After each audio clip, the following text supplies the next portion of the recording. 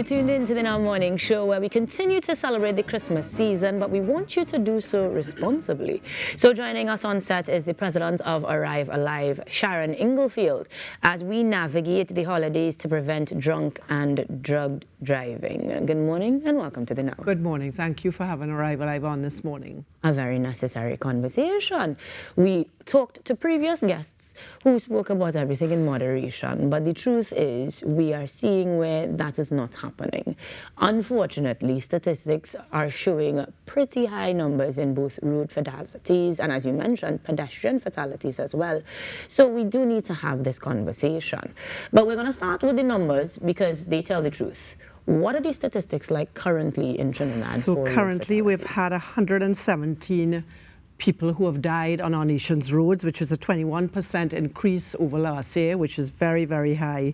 And for the first time in the history of vehicular traffic, we've had 83% in pedestrian fatalities.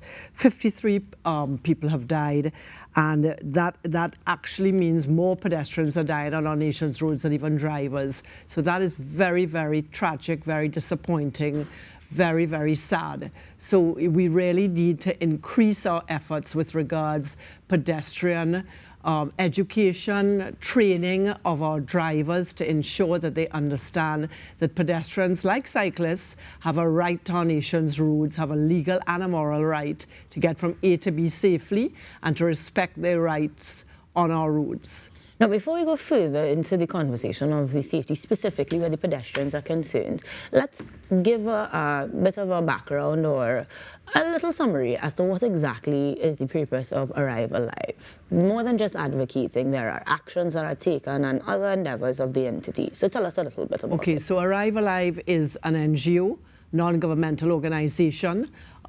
We are apolitical. We survive on donations from private and public sector. We do not get funding from the government. So we try to be very unbiased. We try to look at all road users. We try to look at the responsibilities of all stakeholders. So the stakeholders will include, of course, law enforcement, TTPS, Ministry of Works and Transport with regards our roads and our infrastructure, vehicular road safety as well, which will be Ministry of Works and Transport. Setting standards, living by those standards and making sure that those standards are implemented, very, very important. Education and training, we try to help educate and train all stakeholders, including the Ministry of Works and Transport, the TTPS, but also road users like pedestrians, cyclists, passengers, even policemen on horseback, so that we try to make sure that they're well educated. We try to help implement education within our driving examinations. So it's very important that we include risk assessment. Very, very important that people who drink and drive, who take drugs and drive, understand that their driving is impaired and that their judgment, their reaction time is delayed. So education is a big part of our focus. So we try to go into the schools. We try from toddler all the way up to university level that we're teaching pedestrian and passenger road safety to start off with, and right up to the penalty point system. So that is very important. So we understand that there are consequences to our actions, and the penalty point system was put in to make sure that those drivers who are just not taking heed, who are not listening to the road safety messages, who are not really abiding by our laws, there are consequences to their actions. We try to support the first responders and really be their advocate for better tools, from fire tenders all the way back up to gloves, to making sure the police officers have the breathalyzers that are well calibrated, speed guns that can also work at night. Very, very important that they're given these tools to do their job, to decrease the carnage on our nation's roads, and to make sure they get some sort of psychological help. Very important. The families, we try to reach out to them. We are not in contact with a number of families, and we do ask that they contact us. We try to supply them with groceries and counseling, grief counseling. Very, very important that we reach out and that they reach out to us so that we can be in touch and help with the grief counseling in particular, and to build that bridge and to man that gap. And that is quite a bit of support that is loaned to a number of entities, or as you put it, stakeholders involved in road safety altogether. So for the purpose of time, focusing predominantly on pedestrians for this morning, as I thought it's interesting, we are traversing through, as we see, San Fernando is helping us with the shuttles while we shop, or in the case of those of us who are going through Port of Spain, we do a lot of walking.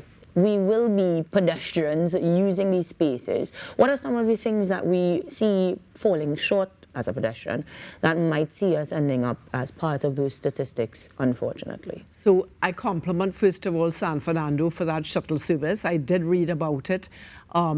Excellent, excellent initiative. I wish we had more of that in Trinidad. From a holistic point of view, we need to incorporate mass transportation, shuttles, buses into our transportation system, that they run efficiently and effectively, and that they're supported by cyclists and pedestrians. So it's a holistic picture to decrease the traffic on our nation's roads, especially at this time of the year, because the more traffic, the more risk, the more likelihood of a serious collision. Pedestrians, stay alert. Look right, left, and right again before you walk off that pavement. Ensure that you're wearing bright colors at night, not black. Black, you fade into the environment. So let's stay away from wearing dark colors, particularly at night. Ensure that you're looking at the driver before you cross the nation's roads, and that you're trying to find a safe crossing, a safe pedestrian crossing to cross the roads. Don't cross between vehicles. Try to cross at corners, at traffic lights. Very, very important that you look after your own safety and hold your children's hands at all times. Children get very easily distracted, so it's very important we hold their hands. And to the stakeholder, the Ministry of Works and Transport, our leaders, our government, we need to ensure that our pedestrians have safe crossings, that the crossings are raised and the speed limits are decreased where we have heavy pedestrian traffic on our main roads, for instance, and that they're well marked, they're well lit, particularly in the day and in the night, that the pedestrian crossings, are really seen, by signage. So it's very, very important that everyone live up to their responsibility to save the lives of road users, and particularly in this case, pedestrians. Now, you talked about how education is a key component of making sure that you support, education across the board. This time of year, we think of the younger persons being home, or even persons being distracted with the shopping and the Christmas season itself. Where can we get this education otherwise? You can't go into schools, or somebody's home randomly. How are we reaching the people? So media is a big stakeholder. So thanks again for having us on. So media is a very big stakeholder, and therefore we invite you to call into our offices. We have pedestrian flyers, we have cyclist flyers, we have the ticketable booklets, we have a website, we have social media, we have lots of messages going out all the time.